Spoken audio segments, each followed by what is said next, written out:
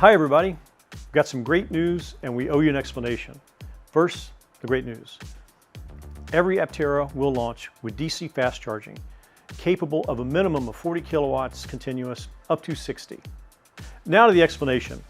You may recall from Chris's campaign earlier this year to lobby Tesla to release their NACS plug for public use.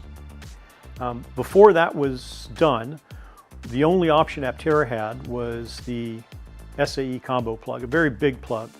You've probably seen it in the video that he did. And it's a very difficult problem to package on the vehicle. That's why we always wanted the Tesla plug. So because we didn't have line of sight for that, and because we didn't want to package that big combo connector, we paused the development on DC fast charging. But we've already been working on fast charging for over a year.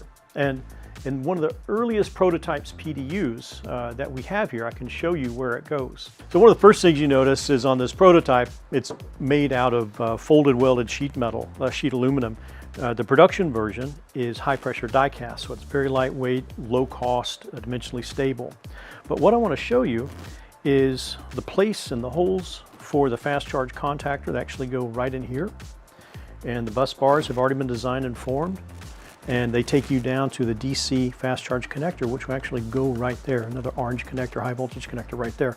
So even in this early prototype, one of the first PDUs that were built, we had the packaging and everything for DC fast charging built in. Now, why 40 to 60 kilowatts? Why can't we just say a number? Well, at a minimum, the heating from all of the bus bars that we have, 40 kilowatts is below the limit. But you know, as current goes up, the losses go up with I square R. And so the sizes of the bus bars and the cables and everything need to increase. And so we don't want to add too much copper because it adds weight and that adds cost. So through validation, we'll see how higher we can get above 40 kilowatts. But I believe it's 40 kilowatt minimum, perhaps up to 60 kilowatts after validation.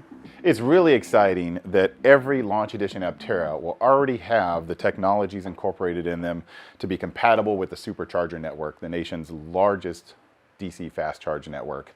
It's really because of the will of our supporters and the 40,000 signatures we got on a petition to the US government to make the Tesla NACS standard a nationwide standard that we now have available a 400 to 600 mile per hour charge for our launch edition vehicles. It's exciting, and I think it'll make road trips and everything you want to do with your early Aptera just that much more amazing. Really want to thank you guys for all the feedback. It was pretty consistent and pretty overwhelming. So we took it to heart and we decided to turn back on this program that we had paused months ago because we didn't really have line of sight to the NACS connector.